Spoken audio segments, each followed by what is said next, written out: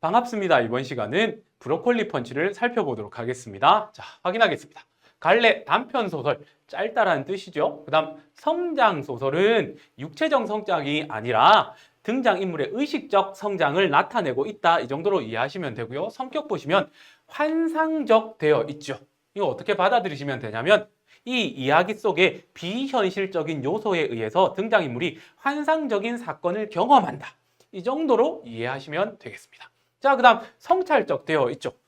이건 뭐냐면 이 글을 읽고요. 독자가 자기 삶을 한번 되돌아보게 만들고 있다. 이 정도로 이해하시면 되겠습니다. 자, 주제 볼게요. 해결하지 못하고 숨겨둔 내면의 갈등을 주변인의 도움으로 직면하고 그것을 극복하는 성장의 과정을 나타내고 있다라고요. 그러면 이 소설 속에는 어떤 등장인물이 내면의 갈등을 겪고 있겠구나. 이렇게 생각하시면 되고요. 다음, 그 내면의 갈등을 어떻게 해결해야 된다라고 작가는 이야기하고 싶다고요. 직면해야 된다고. 일단 회피하는 것이 아니라 직면하고 그 다음에 그것을 뭐 해야 한다? 극복해라. 그럼 뭐 할 수 있다? 의식이 성장할 수 있다라는 의도를 우리에게 보여주고 있다라는 거죠. 자, 특징 볼게요. 환상적인 요소를 가미하여 비현실적인 요소에 의해서 환상적인 사건을 경험한다. 이렇게 받아들이시면 됩니다. 이걸 통해서 독자의 흥미를 유발한다고요. 자, 그 다음 등장인물이 자신의 한 시절과 결별하여 성장하는 모습을 그려낸다. 자, 여기서 자신의 한 시절과 결별한다는 게 뭐냐면 내적 갈등을 해결해 버린다. 이 정도로 이해하시면 되겠습니다. 자, 그럼 본문으로 한번 들어가 보겠습니다. 자, 앞부분의 줄거리부터 나타나 있네요. 요양보호사인 나의 남자친구 고원주는 복싱 선수인데 어느 날 오른손이 브로콜리로 변하는 병에 걸린다까지요. 자, 등장인물이 나타났으니까 등장인물에 대한 정보를 일단 보자고요.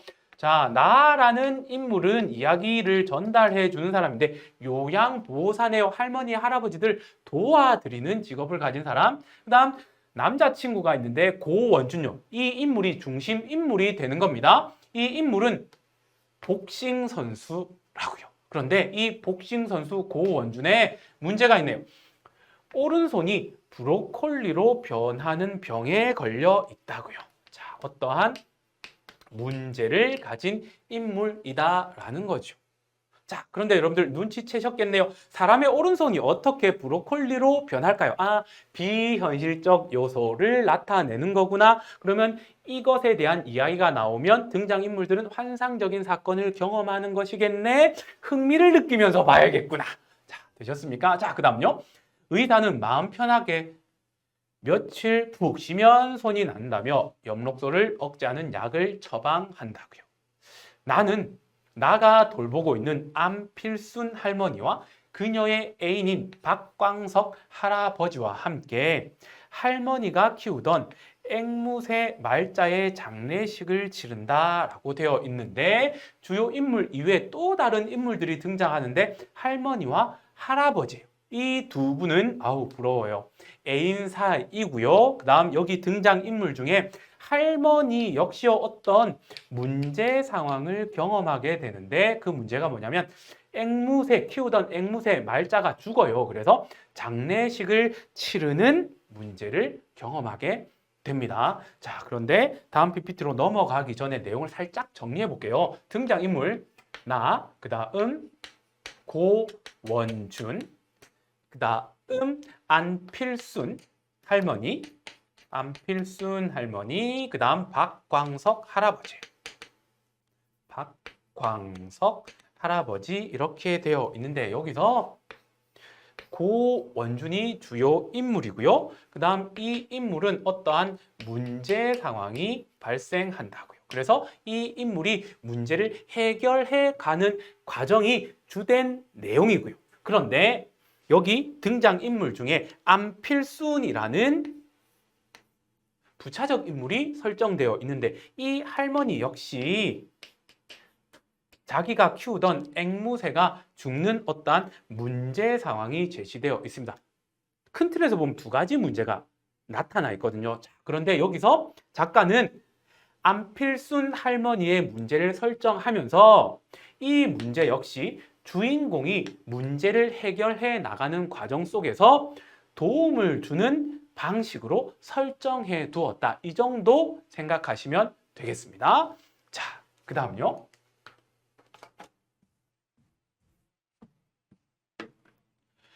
이후 저녁에 담소를 나누다가 원준의 손이 브로콜리가 되어 걱정이라고 말한다. 할아버지 할머니한테 말씀드리는 거예요.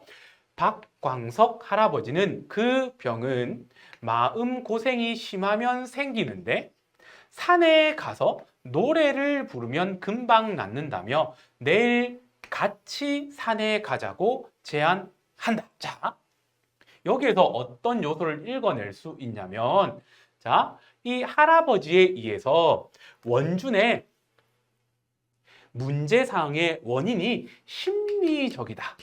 심리적인 것이라는 것을 은연중에 알려주고 있고요.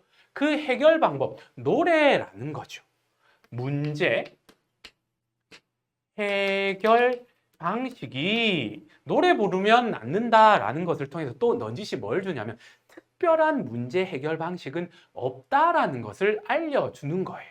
특별하게 해결하지 말라라는 것을 넌지시 알려주고 있다라는 것. 자, 그 다음에 같이 산에 가자라는 것은 그 문제를 해결하는 데 있어 당사자 혼자만이 아니라 함께 협력해서 그 문제를 해결할 수 있다는 것을 알려주고자 한다. 이 정도 이해하시면 되겠습니다. 자, 그 다음 안필순 할머니 댁을 나선 나는 원준의 집에 들러서 원준에게 힘든 일이 있는지를 묻는다 되어 있습니다. 나는 말이야 복싱을 하기 싫어. 자, 원준이 한 이야기예요. 원준의 직업은 복싱 선수죠. 그런데 복싱 선수가 복싱을 하기 싫대요. 자, 원준은 코로 숨을 깊게 들이마셨다 내뱉었다. 뭔가 큰 고민이 있을 때 이렇게 행동을 하죠. 자, 그러고는 잠시 후 뱃속에 뭉친 무언가를 풀어내듯 느릿느릿 이야기하기 시작했다 그랬어요. 자, 그럼 여기서 뱃속에 뭉친 무언가, 이게 바로 무엇을 나타낼까요? 고민과 걱정요. 가지고 있었다라는 거죠. 갈등을 가지고 있었다. 그런데 이걸 이제 이야기하기 시작했다라는 거예요. 자, 그러면 자기 고민을 이제 밖으로 내뱉는 거예요. 그럼 이걸 우리가 어떻게 받아들이면 돼요? 아까 주제문에 뭐였어요? 자기가 겪고 있는 갈등을 뭐 한다고요? 일단 직면해야 된다라고 했죠. 그러니까 내 원인이 무엇이다라고 내뱉음으로써 그 갈등을 회피하는 것이 아니라 직면하는 모습이다라고 우리는 받아들이면서 읽어내려가면 됩니다. 자, 갑니다. 복싱을 잘하기 위해서 가장 중요한 게 뭔지 아냐? 집중이야. 뭐에 집중하냐면 지금 내 눈 앞에 있는 이 새끼를 곤죽으로 만들겠다는 집중력. 때려버리겠다. 자, 그 다음 왼손으로 안 되면 오른손으로 안 되면 머리를 들이받아서라도 뻗어버리게 만들겠다는 집중. 자, 일단 무엇에 대해서 이야기하고 있습니까? 복싱을 잘 하기 위한 방법. 첫 번째, 집중력. 때려버리겠다 였습니다. 자, 그 다음 계속 보겠습니다. 근데 그게 가능하려면 되게 디테일하게 생각해야 돼. 이미지 트레이닝이라고 하잖아. 머릿속으로 그려본다라는 거예요. 상대방이 피를 흘리는 모습, 조금씩 힘이 빠져가는 모습, 내 펀치에 쓰러지는 모습 같은 걸 상상하는 거예요. 때리고 상대방이 이렇게 멍 쓰러져 가는 모습을 상상하는 걸 잘 해야 된대요. 자, 그런데 뭔가 문제가 있다라는 거죠. 너 살면서 그런 상상을 해본 일이 있냐? 진짜로 미워하는 사람이 너에게도 있었겠지만 그 사람을 때려서 무너뜨리는 모습을 이렇게까지 자세히 그려내 본 적이 있냔 말이야. 자, 집중하고 이미지 트레이닝 하는 것은 복싱을 잘 하기 위한 노력이었어요. 그런데 여기서 문제가 생기는 거예요. 되게 잔인한 모습이죠. 피 흘리면서 사람이 쓰러져 가는 모습을 어떻게 해요? 너무도 세세하게 계속해서 생각하니까 힘들다라는 말을 하고 싶은 거예요. 그 다음 볼게요. 그렇게 자세하게 사람이 내가 때려서 쓰러져 가는 모습을 자세하게 생각하는데 나는 심지어 그 사람을 미워하지도 않는다고요. 아니, 오히려 좋아한다고요. 복싱에 목숨 걸고 나랑 비슷한 삶을 살아왔을 이 사람하고 친구가 되고 싶다고요. 웃기죠? 그런데 그런 사람을 곤죽으로 만드는 상상을 하는 게 실제로 곤죽으로 만들기 위해 주먹을 내뻗는 게 어느 순간부터 되게 힘들어진 거야. 그래서 고민이 된다고요. 자, 그러면 이거를 빠르게 정리하면 이거죠. 갈등의 원인 찾았어요. 내면적인 거라고요. 이 사람은 직업상 복싱을 잘해야 돼요. 그래서 잘하기 위한 나름의 노력을 열심히 했어요. 집중했고요. 곤죽으로 만들기 위해서. 그 다음에 상대를 쓰러뜨리는 이미지 트레이닝을 했어요. 그런데 중요한 건 뭐였어요? 그 쓰러뜨리려고 노력하는 대상을 미워하지도 않았고요. 오히려 친구가 되고 싶었다고요. 왜 친구가 되고 싶었어요?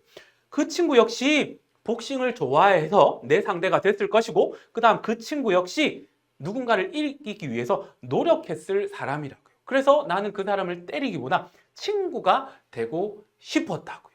됐습니까? 이렇게 하다 보니까 뭐가 생겼다라는 거예요. 마음에 근심, 걱정, 고민, 갈등이 생겼다라는 겁니다. 되셨습니까? 이건 스포츠다, 직업이다 하고 계속 생각했지만까지 일단 끊어볼게요. 그러니까 친구하고 싶은 사람을 계속 때려야 된다라는 생각을 하니까 이게 잘 안 됐던 거예요. 그런데 복싱 선수니까 안 할 수는 없잖아요. 그래서 나름의 노력을 해본 거예요. 극복하려는 노력 첫 번째. 노력 첫 번째. 이거 내 직업이다. 마인드 컨트롤 하는 거예요. 이건 스포츠다. 직업이다. 이렇게 해본 거죠. 자, 그 다음 보겠습니다. 스포츠건 직업이건 맞으면 아프고 아픈 건 싫거든. 진짜 싫고 기분 나쁘거든. 그런 걸 생각하게 된 날부터 복싱이 하기 싫어진 건. 자, 여기까지. 자, 이 노력했지만 어떻게 됐어요? 첫 번째 노력 실패했다고요. 나름의 노력을 했지만, 자, 그 다음 갑니다. 하지만 그렇다고 해서 그냥 휙 그만둘 수 있는 일은 아니었다. 자, 노력을 했는데 실패했어요. 그럼 이제 복싱 안 하면 되죠. 하지만 그만둘 수 있다 없다? 없어요. 왜? 자신이 평생 해온 직업이잖아요. 그래서 노력했지만 실패했어. 하지만 그만둘 수도 없는 또 상황에 처해 있는 거예요. 그러니까 가슴이 답답하죠. 자, 그 다음 얘가 어떻게 했을까? 그러고 싶지 않았고 나는 오랫동안 고민하고 또 고민했어. 그러다가 그럴듯한 해결책을 찾았어. 또 다른 노력을 했다라는 거예요. 뭘까요? 상대방을 미워해 보기로 한 거야. 자, 이번에는 노력 두 번째예요. 이제 때려야 하니까 좋아하는 사람 때릴 수 없었잖아요. 그래서 이제는 뭐 미워해 보려고 한다라는 거예요. 미운 상대를 때리는 건 그나마 좀 쉬울 것 같았으니까요. 자, 계속 보겠습니다. 그런데 좋아하지 않는 걸 좋아하려고 애쓰는 게 힘들듯 미워하지 않는 걸 미워하는 것도 보통 일이 아니더란 말이야. 힘들었다라는 거예요. 미워하는 그 자체도. 그래서 나는 미움을 억지로 만들어냈다. 세상 나쁜 것들을 다 갖다 붙이면서 미워해야 돼, 미워해야 돼만 반복한 거야. 그렇죠? 저 새끼는 코가 삐뚤어졌어, 눈이 삐뚤어져서 그래서 미운 거야. 막 이런 식으로 억지로 갖다 붙였다고. 저 사람은 생각보다 좋은 사람이 아닐 거야. 저 사람도 날 때리고 싶어서 안달이나 있을 거야. 맞기 전에 먼저 때려 눕혀야만 해. 다시는 내게 기어오르지 못하도록 완전히 밟아버려야 해 하면서요. 지금 두 번째 노력, 미워하는 모습을 구체화시켜서 표현하고 있는 겁니다. 경기가 없는 날에도 나는 온종일 그런 것들만 생각했다고요. 그러니까 경기할 때 하는 건 또 괜찮겠죠. 그런데 경기가 없는 날은 쉬어야 되잖아요. 그런데도 불구하고 하루 종일 사람을 때리려고 미워하는 여러 가지 일들을 상상했다라는 거죠. 내게 주먹을 휘두르게 휘두르고 싶게 만드는 것들, 그 감정을 좀 더 효율적으로 응축시켜 오른쪽 글러브 안에 모으는 방법에 대해서만. 그런데 그러다가 이렇게 됐다고요. 뭐요? 이렇게 됐다? 문제가 발생했다라는 거죠. 그러면 두 번째 노력 역시 실패했다라는 거예요. 이렇게 하다 보니 마음의 골은 점점 깊어갔고 심리적인 원인이 되어 어떠한 문제가 발생했다라는 것을 우리에게 알려주고 있습니다.